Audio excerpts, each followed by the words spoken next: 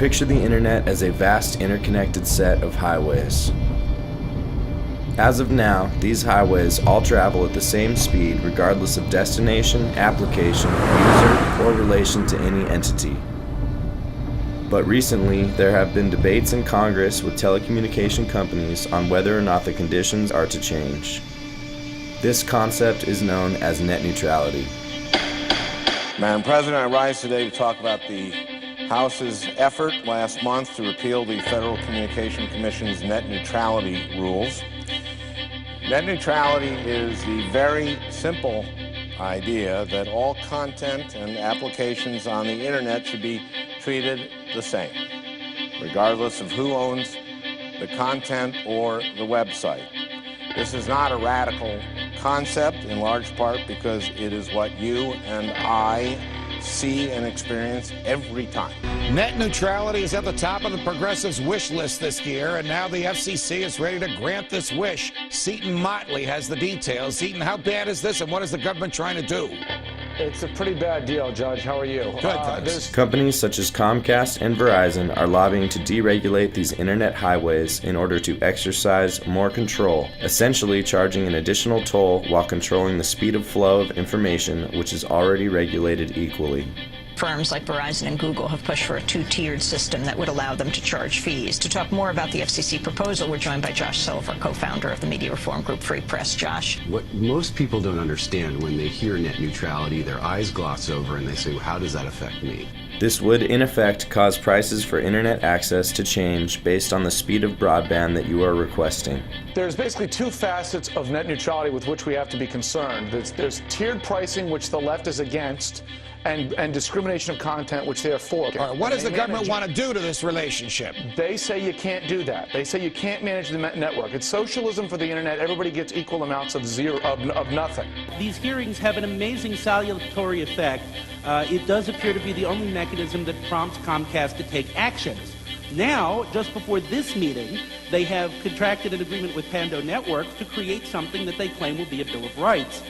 At this rate, it will only take 25 or 30 more meetings of the Commission for Comcast to actually stop interfering with people's traffic and actually do what they contract with users to do. I'm a big believer in net neutrality. I campaigned on this. I continue to be a strong supporter of it. My FCC chairman, Julius Genachowski. And what's going on right now is we're in the middle of nothing. They try to say that no matter what you're doing, you cannot get... I remember back in 1999 when we had... In his 1999 book, Business at the Speed of Thought, Bill Gates, owner of Microsoft, commented that the internet is becoming the town square for the global village of tomorrow. That tomorrow is now today, and with our hyper-connected society comes new challenges. As of now, the internet is a free information superhighway. Proponents for the abolishment of net neutrality want to control and own as many of these highways as they can to capitalize on the global village of today's need for a town square.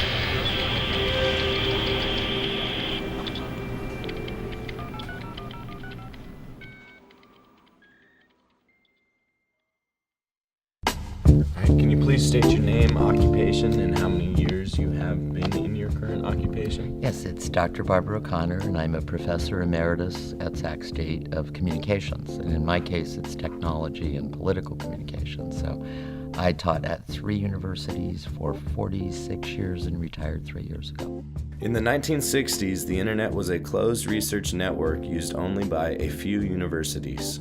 Prioritizing data was impossible as all routers worked on a first-come, first-served basis.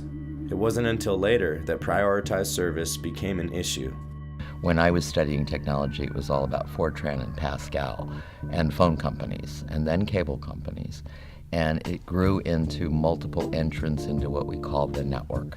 And the internet has become the most recent iteration of the network. And it was really always intended to be free entry to anyone who wanted it.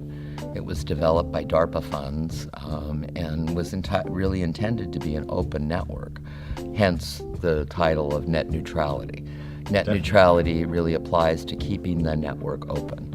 And part of the problem we've had with it is that it's multiple networks now that are interconnected, some of which used to be regulated and some of which have never been regulated. So net neutrality really deals with the issue of, can we keep it open? That's what it stands for. It's a great bumper sticker slogan. So we're doing a project on net neutrality.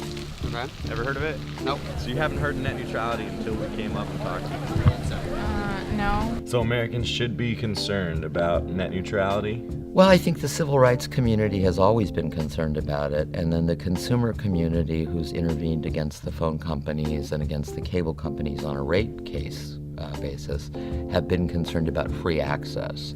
As DSL and cable connections became more prevalent, FCC Chairman Michael Powell in 2004 announced a new set of non-discrimination principles, which he called the Principles of Network Freedom. When we started talking about net neutrality, we could regulate the companies that were involved because they were largely phone and cable companies, and we had a prior history of regulation because of their monopoly status. They were given a monopoly franchise.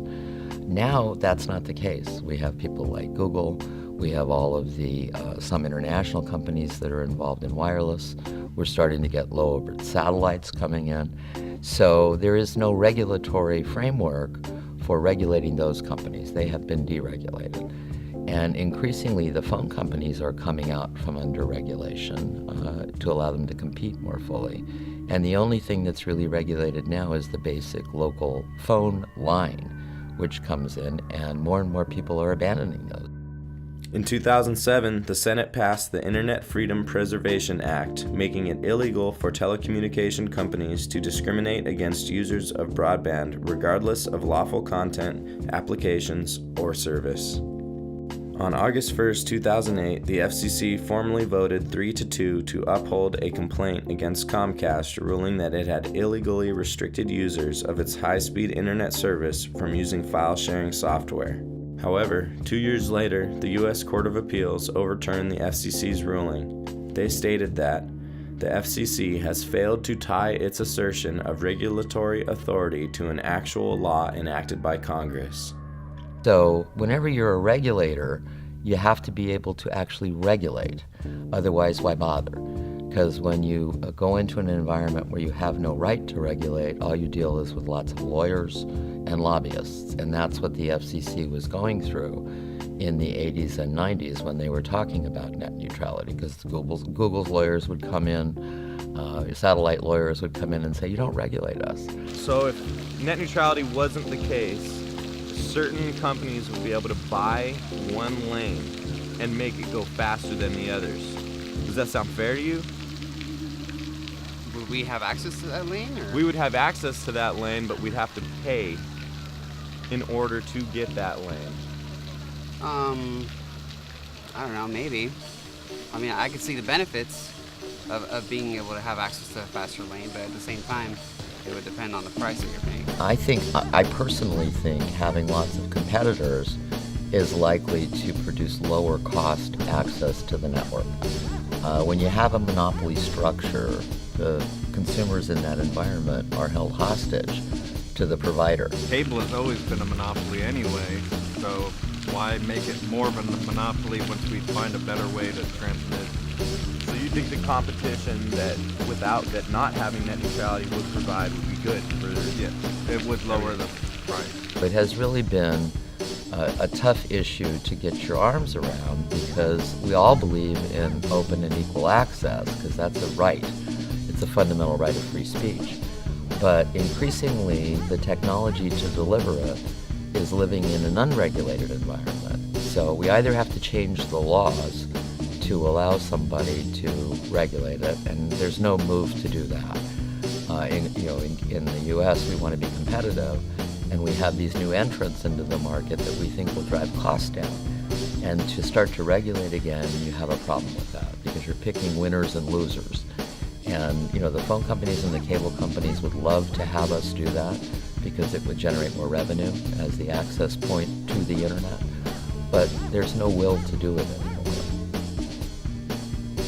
As of now, there is still no sign that Congress is serious about tackling this core problem of monopoly and pseudo-monopoly held by many wireless and broadband companies in many parts of the country.